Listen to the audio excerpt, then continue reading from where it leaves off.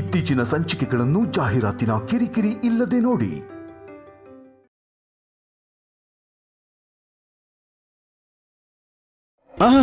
ಸಾಕು, ಇದು ಒಂದು ತಿನ್ರಿ. ಅಯ್ಯೋ ಸಾಕು ಸಂಪದ. ಶುಂಠಿ ಚಟ್ನಿ ನಿಮ್ ಫೇವ್ರೇಟ್ ಅಲ್ವಾ? ಸಾಕು ಅಂತ ಹೇಳಿದ್ನಲ್ಲ. ಚಟ್ನಿ ಜಾಸ್ತಿ ಹಾಕೊಂಡ್ರೆ ಅಲ್ವೇನ್ರಿ ಟೇಸ್ಟ್ ಗೊತ್ತಾಗೋದು. ಹಾಕೊಳ್ಳಿ.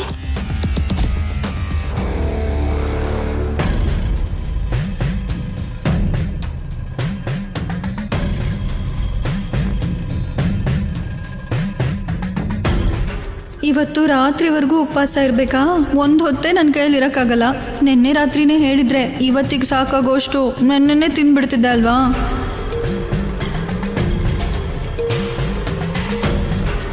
ಏನೇ ಮುಖ ಹಾಗಿಟ್ಕೊಂಡಿದ್ಯಾ?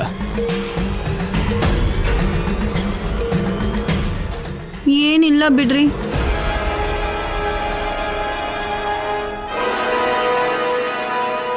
ಸಂಪದ, ಚಟ್ನಿ ಪುಡಿ ತುಪ್ಪ ಸ್ವಲ್ಪ ಜಾಸ್ತಿ ಹಾಕು.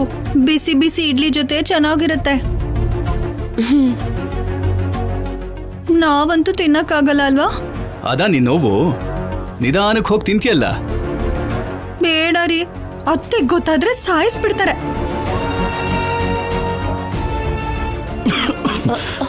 ಶೌರ್ಯ ಶೌರ್ಯ ನೀರು ಕುಡಿ. ಆಫೀಸರ್,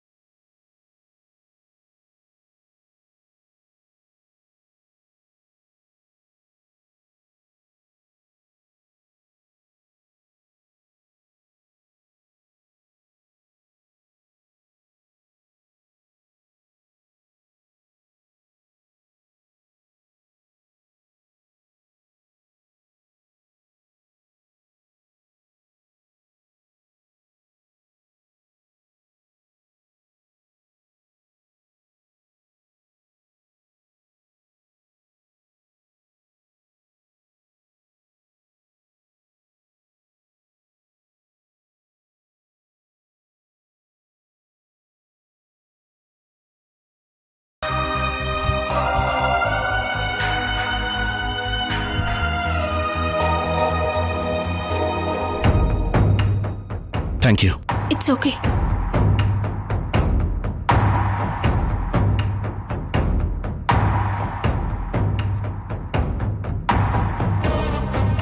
ಹೋಗಿ ಬರ್ತೀನಿ. ಬೇಗ ಬನ್ನಿ ಆಫೀಸರ್.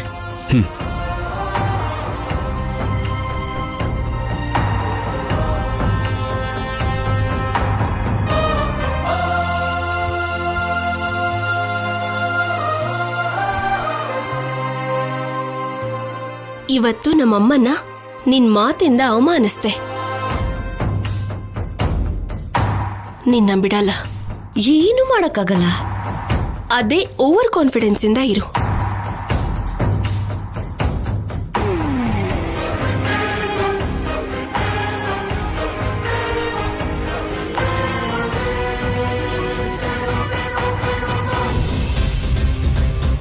ವಾಸು, ಆ ಸಿದ್ದು ಬಗ್ಗೆ ಏನಾದರೂ ಇನ್ಫಾರ್ಮೇಶನ್ ಸಿಕ್ತಾ? ಶೌರ್ಯ, ಅವನು ಟೆಕ್ನಾಲಜಿನ ಯೂಸ್ ಮಾಡ್ಕೊಂಡು ಅವನಿಗೆ ಕಾಲ್ ಮಾಡಿದ ಪ್ರತಿ ಸಲನೂ ಬೇರೆ ಬೇರೆ ಸ್ಟೇಟ್ಸ್ ಮತ್ತೆ ಕಂಟ್ರೀಸ್ ನಲ್ಲಿರೋ ಹಾಗೆ ಬೇರೆ ಬೇರೆ ಲೊಕೇಶನ್ ತೋರಿಸೋ ಹಾಗೆ ಮಾಡ್ಕೊಂಡಿದ್ದಾನೆ. ಇದು ಅವನಿಗೆ ಹುಟ್ಟಾಗೆ ಬಂದಿರೋ ಕಲೆ ತರ ಇದೆ. ಲಾಸ್ಟ್ ಟೈಮ್ ಕೂಡ ಹೀಗೆ ಮಾಡಿದ್ದ. ವಾಸು, ಥಿಂಕ್ ಮಾಡು. ಅವನು ಹಾಗೆ ಮಾಡಿರ್ಬೋದು ಸರಿ, ಆದರೆ ಅವನ ನಂಬರ್ ಮಾತ್ರ ಸೇಮ್ ಯೂಸ್ ಮಾಡ್ತಿರ್ತಾನಲ್ವಾ? ಡಿಪಾರ್ಟ್ಮೆಂಟ್ಗೆ ಹೆಲ್ಪ್ ಮಾಡೋ ಹ್ಯಾಕರ್ಸ್ನ ಕರೆಸಿ ಡಿಕೋಡ್ ಮಾಡಿಸು. ಅವನನ್ನು ನಾವು ಆದಷ್ಟು ಬೇಗ ಹಿಡಿಬೇಕು. ಇಲ್ಲ ಅಂದ್ರೆ ದಿನ ಒಂದು ಹೊಸ ಪ್ರಾಬ್ಲಮ್ನ ಕ್ರಿಯೇಟ್ ಮಾಡ್ತಾನೆ. ಮತ್ತೆ ಏನಾಯ್ತು ಶೌರ್ಯ? ಆ ರಾಸ್ಕಲ್ ಕೀಳ್ಮಟ್ಟಕ್ಕೆ ಇಳಿದಿದ್ದಾನೆ. ಸಂಪದ ಡ್ರೆಸ್ ಚೇಂಜ್ ಮಾಡ್ಕೋತಿರ್ಬೇಕಾದ್ರೆ ಫೋಟೋಸ್ ಅಂಡ್ ವಿಡಿಯೋಸ್ ತೆಗ್ದಿದ್ದಾನಂತೆ.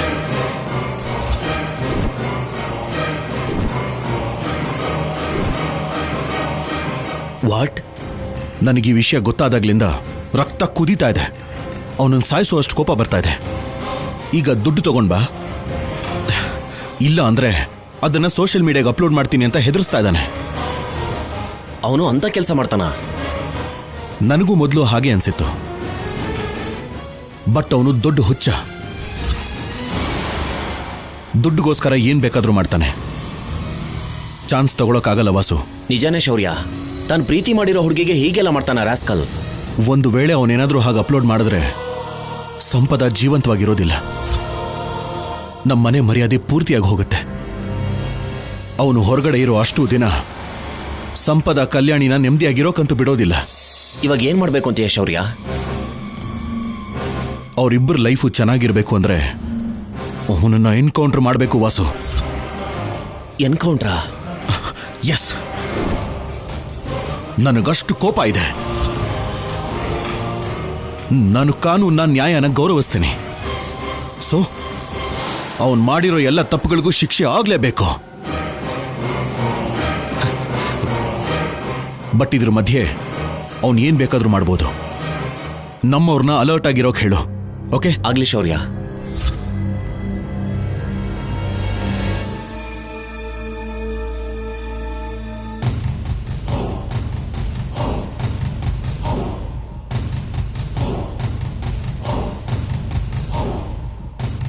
ಸಂಪದ, ನಿನಗೆ ಹಸುವಾಗ್ತಿಲ್ವಾ? ನನಗಂತೂ ಹಸುವಿಗೆ ಸತ್ತೋಗೋ ಥರ ಆಗ್ತಿದೆ. ಒಳಗಡೆ ಇಲಿಗಳು ಓಡಾಡ್ತಿದ್ಯೋ ಇಲ್ಲ ನಾಯಿ ನರಿಗಳು ಓಡಾಡ್ತಿದ್ಯೋ ನನಗೆ ಅರ್ಥನೇ ಆಗ್ತಿಲ್ಲ. ಈ ಉಪವಾಸ ಅಂದ್ರೆ ಏನೋ? ಯಾವಾಗ ನೋಡಿದ್ರು ಹೆಂಡತಿ ಗಂಡಂಗೋಸ್ಕರ ಮಾಡ್ಬೇಕಾ? ಗಂಡಂದ್ರು ನಮಗೋಸ್ಕರ ಮಾಡಬಾರ್ದಾ? ನನಗಂತೂ ಅರ್ಧ ಗಂಟೆ 1 ಗಂಟೆಗೂ ಬಾಯಿ ಆಡಿಸ್ತಿದ್ರೆ ತಲೆನೋವು ಶುರು ಆಗ್ಬಿಡುತ್ತೆ.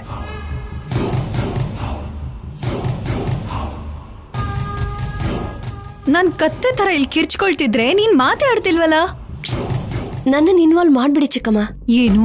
ನಾನಾದ್ರೆ ನಿನ್ ವಿಷಯದಲ್ಲಿ ಇನ್ವಾಲ್ವ್ ಆಗ್ಬೇಕು, ನಿನಗೆ ಹೆಲ್ಪ್ ಮಾಡ್ಬೇಕು.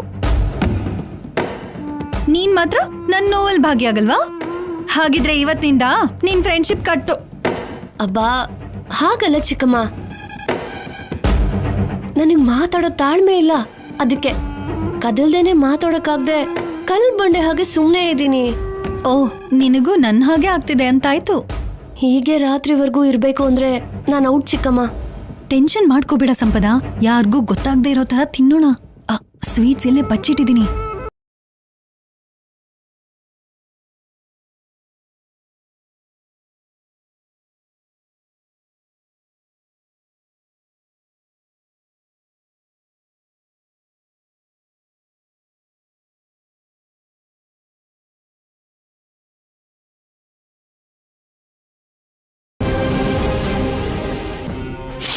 ಆಹಾ, ಈ ಸ್ವೀಟ್ಸ್ ವಾಸನೆಗೆ ಬಾಯಲ್ಲಿ ನೀರು ಬರ್ತಿದೆ. ತಗೋ. ಚಿಕ್ಕಮ್ಮ ಚಿಕ್ಕಮ್ಮ ಬಚ್ಚಿಟ್ಕೊಳ್ಳಿ, ಕಲ್ಯಾಣಿ ಬರ್ತಿದ್ದಾಳೆ.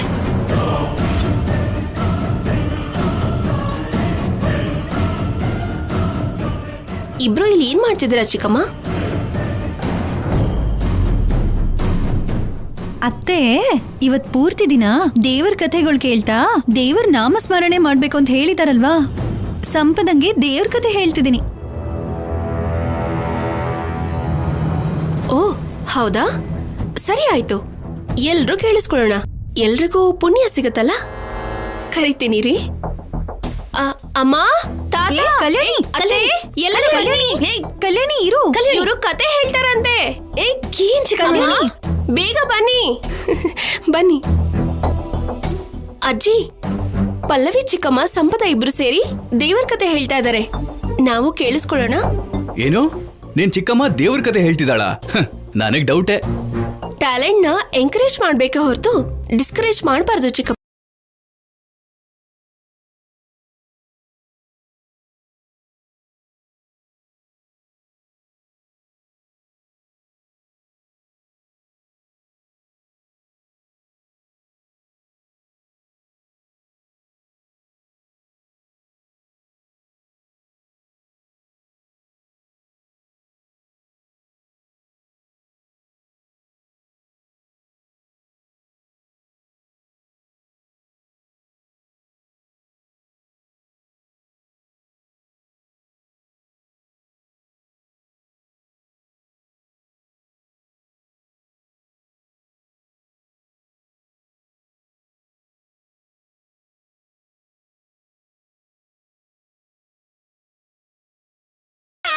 ಇವಾಗ ನಮ್ಮೆಲ್ರಿಗೂ ಅದೇ ಮಾರ್ಗದರ್ಶನ ಆಗಿದೆ. ಅಬ್ಬಾ, ಕೇಳಿಸ್ಕೊಂಡ್ರಲ್ಲ, ಪಲ್ಲವಿಗೆ ವಾಲ್ಮೀಕಿ ಮಹರ್ಷಿ ಮಹಾಭಾರತ ಬರೆದಿದ್ದಾರೆ ಅಂತ ಗೊತ್ತಾಗೋಯ್ತು. ಗ್ರೇಟ್. ಥ್ಯಾಂಕ್ ಯು ರೀ. ಅದ್ರಲ್ಲಿ ಮುಖ್ಯವಾದ ಭಾಗ ಅಂದ್ರೆ ಶ್ರೀರಾಮ ಮಾಡಿರೋ ಕುರುಕ್ಷೇತ್ರ ಯುದ್ಧದ ಬಗ್ಗೆ ಹೇಳಲೇಬೇಕು.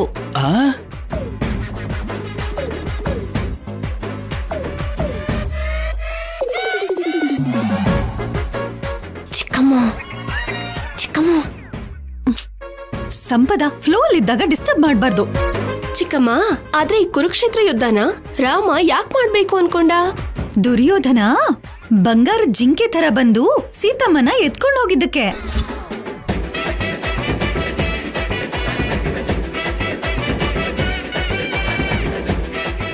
ಆವಾಗ ಶ್ರೀರಾಮನ್ ಕೋಪ ಬಂದು ಅರ್ಜುನನ್ ಜೊತೆ ಮಾಡ್ಕೊಂಡು ಕುರುಕ್ಷೇತ್ರ ಯುದ್ಧ ಮಾಡಿದ್ರು.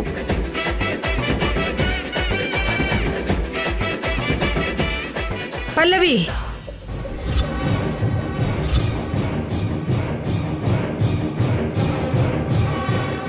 ರಾಮಾಯಣ ಯಾವ ಯುಗದಲ್ಲಿ ನಡೀತು, ಕುರುಕ್ಷೇತ್ರ ಯಾವ ಯುಗದಲ್ಲಿ ನಡೀತು?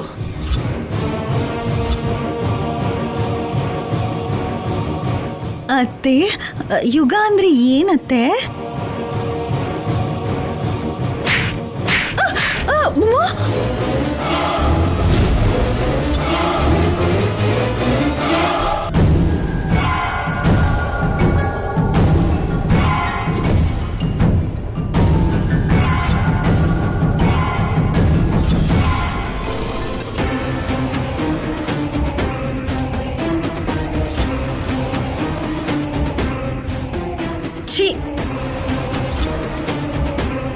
ಒಂದು ದಿನ ಉಪವಾಸ ಇರಕ್ಕಾಗಲ್ವಾ? ಬೇರೆ ದೇಶದವರೆಲ್ಲ ನಮ್ಮ ಸಂಸ್ಕೃತಿ ಸಂಪ್ರದಾಯಗಳನ್ನ ಪಾಲಿಸ್ತಾ ನಮ್ಮ ಪುರಾಣನ ಪವಿತ್ರ ಗ್ರಂಥವಾಗಿ ನೋಡ್ತಾ ಅದನ್ನ ಅನುಸರಿಸ್ತಿದ್ದಾರೆ.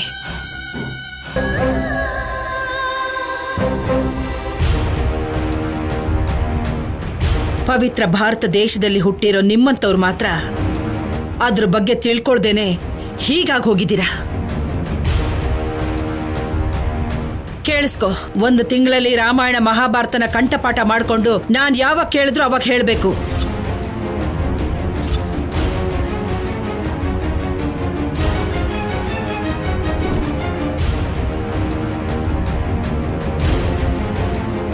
ಅರ್ಥ ಆಯ್ತಾ?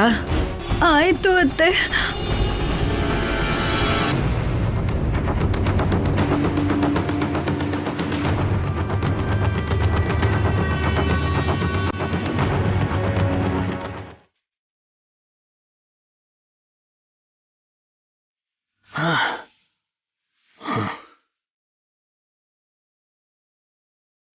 ನಿಲ್ಸಿ.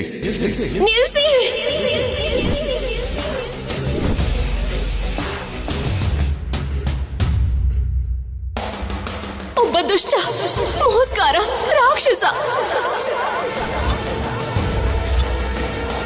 ಇವನ್ ಬಗ್ಗೆ ಹೇಳೋದಕ್ಕೆ ತುಂಬಾನೇ ಇದೆ ಅಂಕಲ್.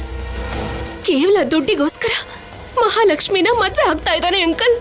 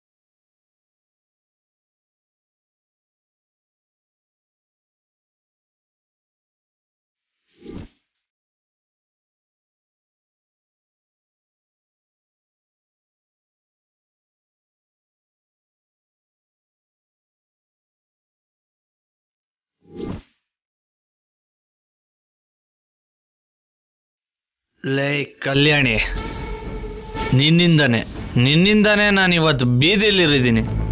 ನನ್ನ ಜೀವನ ಪೂರ್ತಿ ನಾಶ ಆಗೋಯ್ತು. ನನ್ನ 2 ಸರಿ ಸಾವಿನ ಅಂಚಿನವರೆಗೂ ಕರ್ಕೊಂಡು ಹೋಗಿದ್ಯಾ.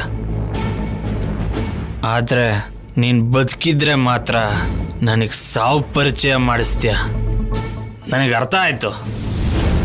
ಸೊ ಇವತ್ತಿನಿಂದ ನನಗೆ ಯಾವುದೇ ಆಂಬಿಷನ್ಸ್ ಇರೋದಿಲ್ಲ. ನನ್ನ ಟಾರ್ಗೆಟ್ ಒಂದೇ, ನಿನ್ನ ಸಾವು ನನಗೆ ಮನಃಶಾಂತಿ ಕೊಡುತ್ತೆ.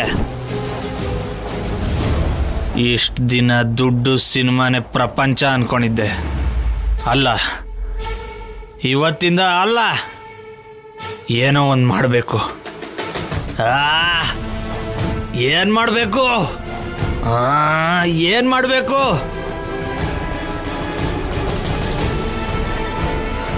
ಎಸ್, ಸಂಪದ ಅಲ್ಲೇ ಇದ್ದಾಳೆ ಅಲ್ವಾ? ಸಂಪದ ಹತ್ರನೇ ಪ್ಲ್ಯಾನ್ ವರ್ಕೌಟ್ ಮಾಡಬೇಕು. ಕಲ್ಯಾಣಿಗೆ ಎಳ್ಳು ನೀರು ಬಿಡೋ ಕಾರ್ಯಕ್ರಮಕ್ಕೆ ಸಂಪದ ಹತ್ರನೇ ಶ್ರೀಕಾರ ಹಾಡಿಸ್ಬೇಕು.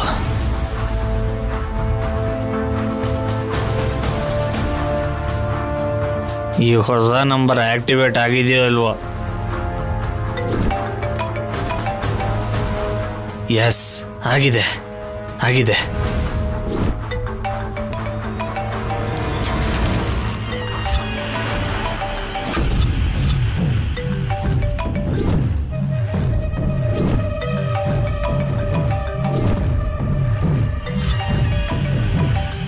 ಖಂಡಿತ ಸಿದ್ದುನೇ ಆಗಿರ್ತಾನೆ.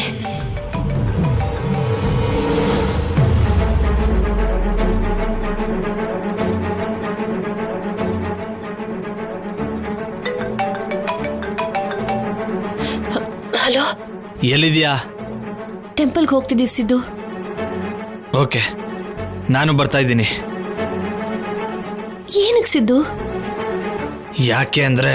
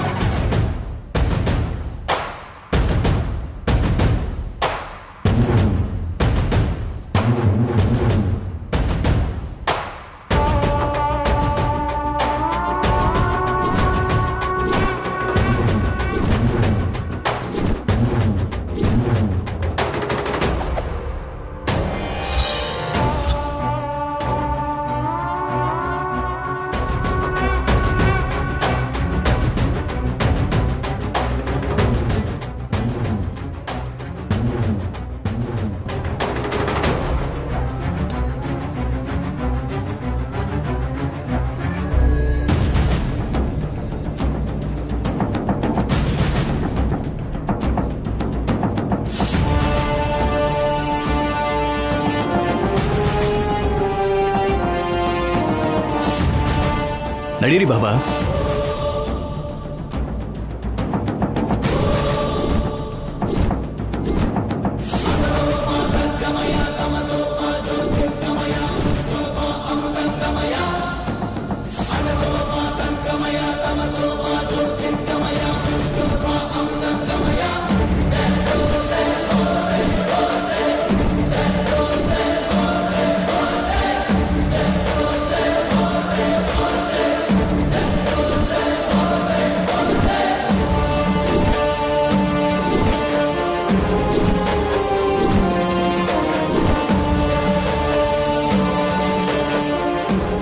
ನಮಸ್ಕಾರ ಅಮ್ಮ. ನಮಸ್ಕಾರ.